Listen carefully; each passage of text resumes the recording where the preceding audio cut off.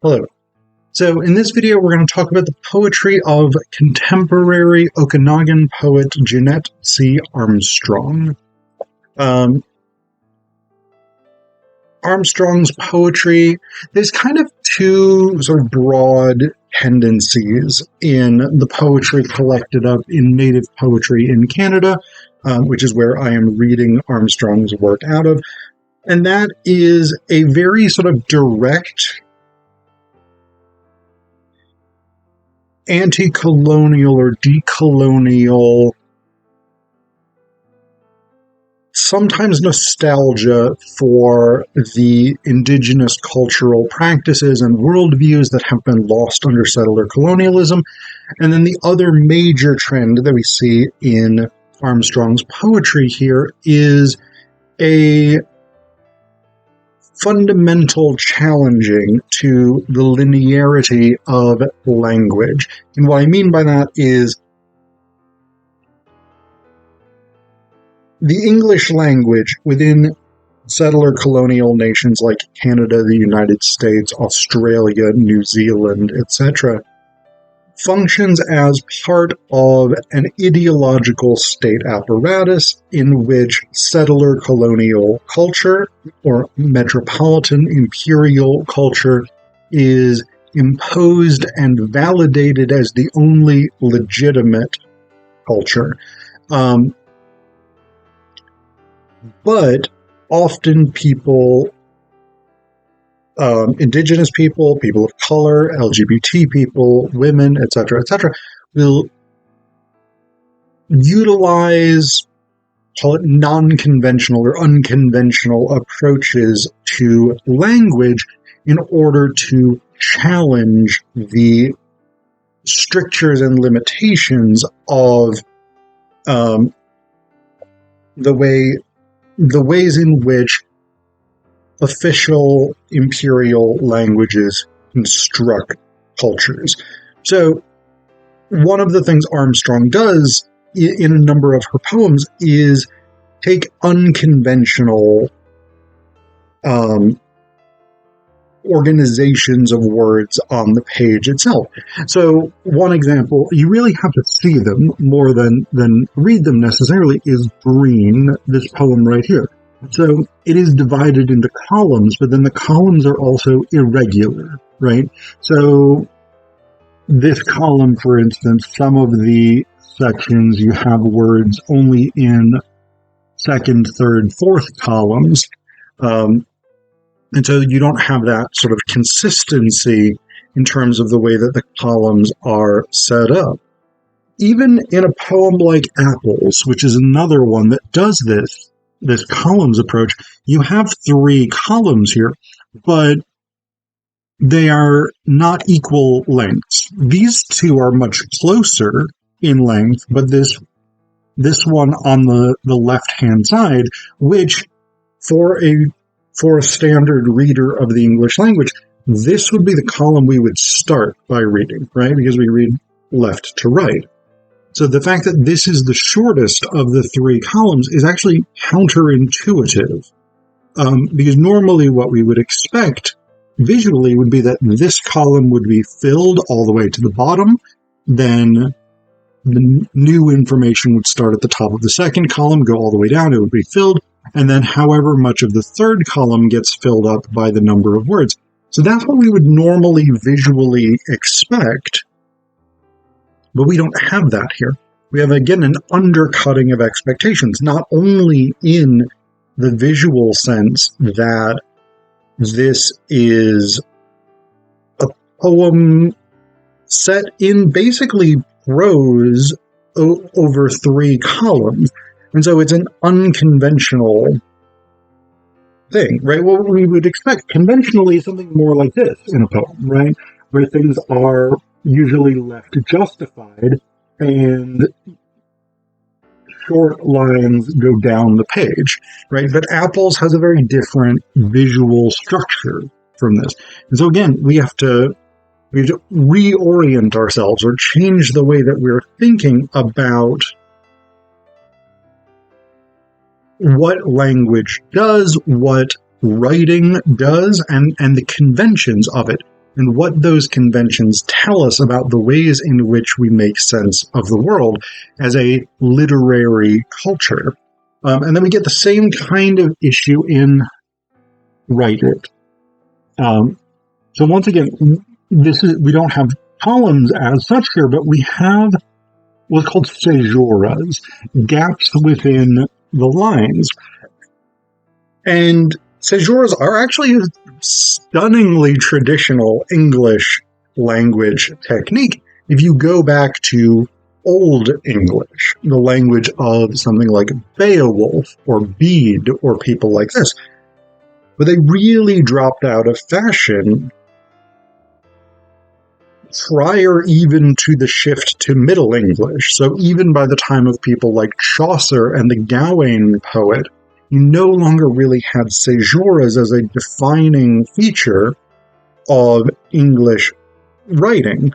And so it is now an extremely unfamiliar technique. And I don't know that Armstrong is using it in this sort of throwback to old Anglo-Saxon Germanic poetry, but it is definitely a thing that for modern English language readers is disruptive, right? So when we look at the lines in a poem like Write It, right, normally you would just expect a straight line in a poem, uninterrupted, but what we're getting here is interrupted lines. And that raises questions for us as readers. How do I read this? What does this sound like? And what does it mean that it sounds a particular way? So, if we take just this first line here, come on down to where the pun is mightier than. Now, I read that as a solid unified line just now, but I don't have to. I can alternatively read it something like this. Come on down to where the pun is mightier than. What does that caesura indicate for us? That's an interesting question, right? How should we read that? How are we intended to read that? And what difference does it make if we read it uninterrupted, come on down where the pun is mightier than, or if we read it interrupted, come on down to where the pun is mightier than. The rhythm definitely changes. And so that question is a very interesting one. And again, it sort of raises all of these interesting ideas, concerns, thoughts about what we do with the English language, how we attempt to construct meaning, and what it means to construct meaning within contested linguistic spaces. So that's super interesting about Armstrong's poetry. What it does decolonially or anti-colonially just at the level, purely at the level of form in some of her poems is really, really cool.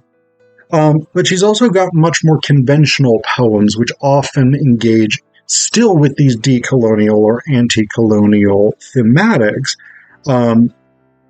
sometimes rooted in, again, nostalgia, this sense of the lost elements of indigenous culture, sometimes directly critical of settler colonialism, and sometimes both. So that's the next set that I'm going to read for you is these poems that deal with anti-colonial or decolonial elements. So the first one I'm going to read you is the first of Armstrong's poems in this collection. Inti Tai, King Salmon. I'm not sure if I'm pronouncing that right. I don't speak Okanagan. I apologize if I'm not pronouncing it correctly. Please let me know in the comments if you know how it is supposed to be pronounced. But Inti Tai, King Salmon. Time and space did cleave as one, then through sun-flecked ripples endless, sleek and shining, you emerged, Inti Tai. Now only in memories dim your sacred name lives, through a million waves whisper to moonlit shores, Inti Tai, inti tai.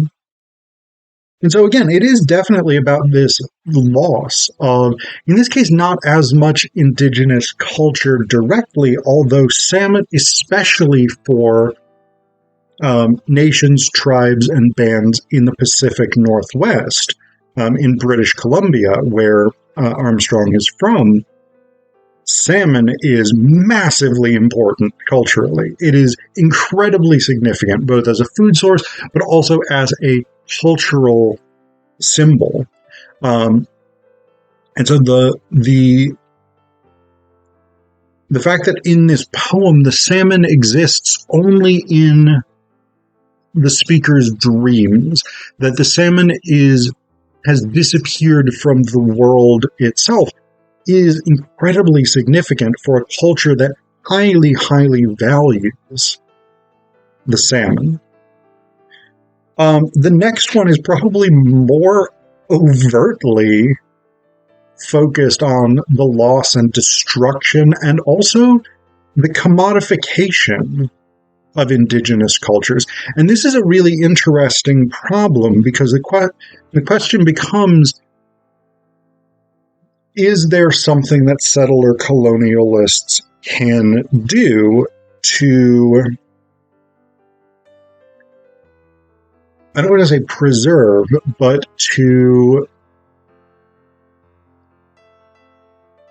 slow or decrease the erasure of indigenous cultures without embalming them, right? Without pickling them and preserving them in an idealized pre-colonialist state, right? And I grew up in Rochester, New York, which was the traditional territory of the Seneca, part of the Haudenosaunee Confederacy, and definitely as a kid in schools, we went to museums that had displays about the life of the Seneca and the Haudenosaunee, and it was always pre-contact life, right? It was always, how did the Haudenosaunee live prior to the arrival of settler colonialists and capitalists that drastically changed indigenous ways of life? What gets erased or ignored or elided in that is the question of how do indigenous people live today under settler colonialism. And so that's what this next poem is really interested in, along with, again, this sense of direct loss and cultural genocide. It's called Death Mummer. Yesterday I walked by Thunderbird Park. Tonight, with blood-stained fingers, I remove my mask, I think, walk, past garish totem-painted storefronts, down avenues that echo. There are no Indians here. None. Even in the $1 million museum that so carefully preserves their clothing, their cooking utensils, their food, for taxpayers from all over to rush their children by. There are some good Indians hanging around King's Hotel, and they are dead, preserved in alcohol.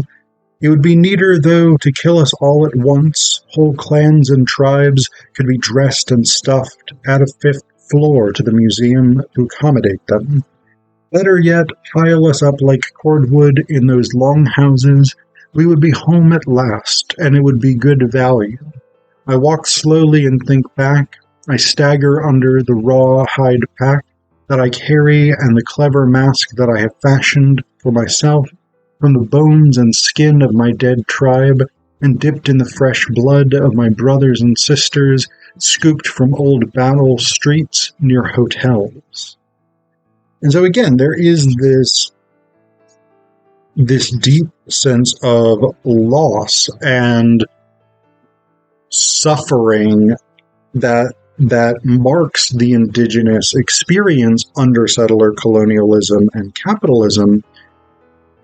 And one of, again, the sort of unfortunate ironies or tragic, horrific ironies, depending on your particular perspective and which word you prefer, is that even in attempts made under settler colonialism to preserve indigenous cultures in structures like museums.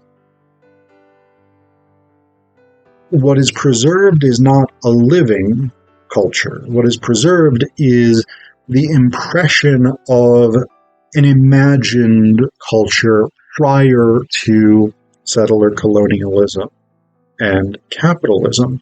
And so what, again, gets erased or elided under that is the ongoing lived experience of indigenous people under these forms of sociocultural and economic oppression. But Armstrong is not a fatalist, although a lot of her work deals with these very dark themes of dispossession, violence, etc., etc. But there is also hope in much of her work. And one of the most direct examples of this is the last poem of hers I'm going to read for you in this video, World Renewal Song. Nothing was good, the winds blew and grasses died. I thought I was pitied, so I longed for a whole-time song. I danced for it in deerskins. I made thought with paint in red lines from little finger to the left shoulder. I silent, listening to by dying grasses, began hearing at dawn a new fire is lighted. The finished world is here, formed in mind patches. It is come, the song for rain and green and good. I sit by talking grasses now with nothing more to make a good world of than thought paint and dance talk in lines. But song colors pour over my world and my good time still goes on. And so what I think is interesting and noteworthy in this poem in particular is the idea of renewal out of destruction, out of suffering, out of the limitations of the existing world, right? And this is very important. It's a foundational perspective for something like indigenous resurgence, which is a particular ideology that seeks to reestablish First Nations, Native American, Inuit, and Métis, or globally indigenous modes of being in the world, modes of governance, modes of environmental stewardship, cultural practices, political practices, socioeconomic practices, etc., etc. And that idea of renewal is fundamental to something like indigenous resurgence.